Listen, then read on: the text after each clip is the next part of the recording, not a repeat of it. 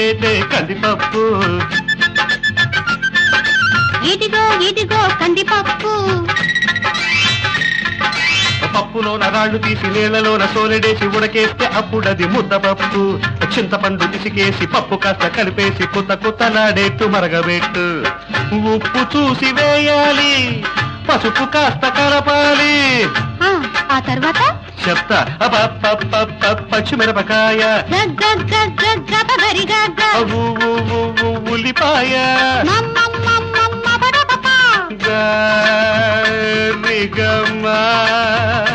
గమ మపదా ధనిసా.